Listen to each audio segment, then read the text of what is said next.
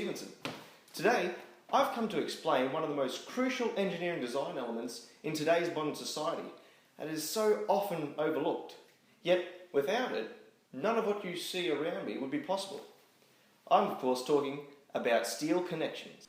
Our entire modern world is made out of steel. From bridges to sheds, houses to skyscrapers, steel is employed to keep everything as structurally sound as possible. Of course, the question remains, how do you connect it all up? The topic of steel connections is a very deep and complex avenue with lots of different applications to explore. So to start off with, we're going to keep things nice and simple. With simple beams, of course.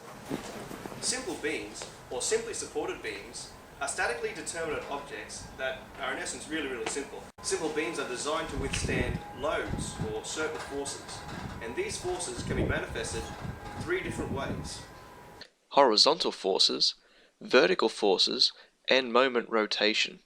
According to Newton's third law, every action has an equal and opposite reaction.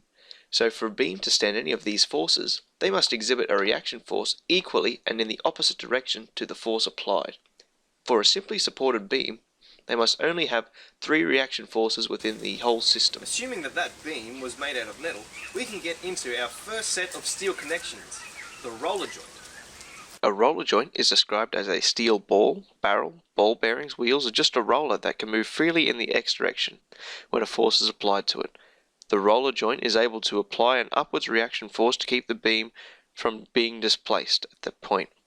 When the horizontal forces or moments are applied, however, the joint provides no resistance or reaction and will roll in the direction the force is applied.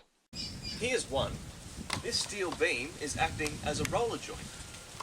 As you can see, it's providing an upwards reaction against the timber, but will provide no horizontal or moment force. You can jump on the end there and push the wood logs straight off. Roller joints are sometimes used to accommodate thermal expansion in certain structures, or changing positions within the system.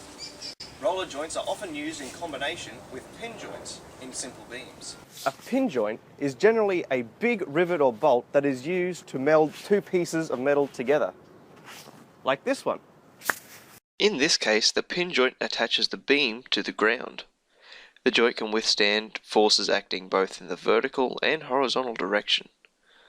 However, with a pin joint, it can still rotate about itself and does not provide reactions against rotational moments, which can be advantageous. Here's an example of a pin and roller joint in action.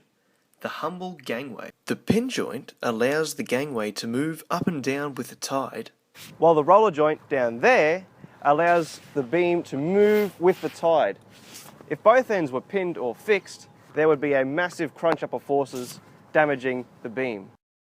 The other type of simple beam, a cantilever beam, uses a fixed joint. A fixed joint offers a reaction against all three types of forces, a horizontal, vertical, and moment forces. This means that a beam like this with a fixed connection will be very rigid and will have to accommodate and react to all three forces. Up here, we can get a closer look at a fixed joint. There's the fixed joint, up nice and close. These are only joints in simple beams. How are they used in real life, with massive complex frames and structures? As far as steel connections go, the tools of the trade to attach members to other members include bolts, rivets, and welding, but more on them later. The following slides include some information from Dr. Seshu Alduri's Steel Connections presentation for the Memorial University in Labrador, Canada. There are many types of steel connections, and their use is based on their function, cost, and strength, amongst other things. There are beam-to-beam joints, beam-to-column joints, column-to-ground joints, and then there's bracing, cover plates, and splicing that need to be considered also. Thankfully, the joints used in truss systems can be classified into two sections, rigid or framed.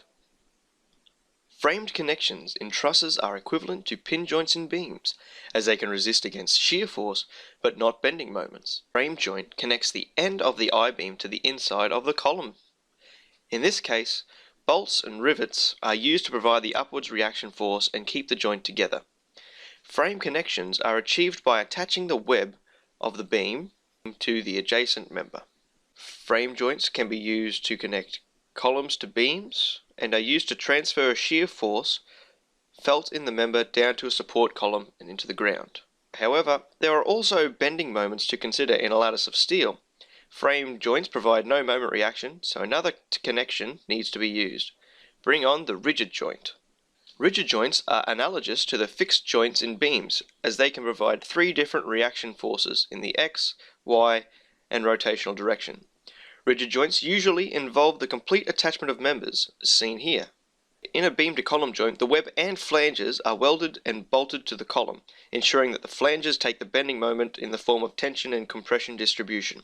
Rigid joints can also be made from beam to beam joints by welding a cover plate over the tops and bottoms of the frame joint. This once again ensures that there is material providing a reaction force to the bending moment experienced in the beam. But even with solid fixed and frame joints, sometimes the forces involved are just too great. However, these bucklings weren't caused by the miscalculation of the loads, but by the miscalculation of the strength of the materials. Sometimes rivets and bolts used in construction are put under too much stress and can snap. The type of steel used in the joints and the members itself can often have a large impact on its ability to handle obscure forces. And sometimes the work done to it in the field can often change the material's property without the engineers noticing. For instance, by welding a cover plate on a beam-to-beam joint, the intense heat of the weld changes the immediate properties of the steel. If it is welded for too long, the material's strength will begin to deteriorate and possibly cause a massive failure later on. Engineers need to know exactly what welding will do to the materials they are working with to avoid disaster. However, if in a construction project material property changes are inevitable, there are other types of steel connections just waiting to pick up the slack. The use of bracing and other techniques to minimize the risk of failures are also numerous and complex. So we'll just try and stick to the basics. The easiest way to ensure maximum strength is the use of stiffeners around joints. These strategic pieces of metal help distribute the load of the structure away from brittle elements like the bolts and rivets.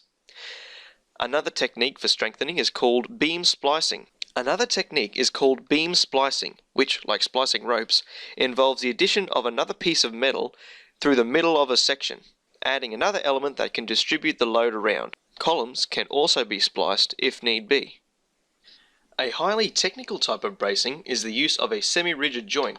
Similar in theory to a sacrificial anode in rust protection, a semi-rigid joint allows a small amount of deformation or yielding around the thicker sections of the beam to protect the brittle joiners from extreme forces.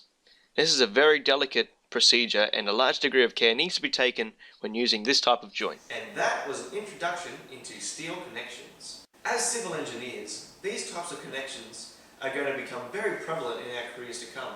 So it's a good idea, if you didn't understand anything in this video, to go and research it further. Because as mentioned before, and as you could have seen, steel connection covers a very wide variety of connections, with each type having its own specific benefits and uses.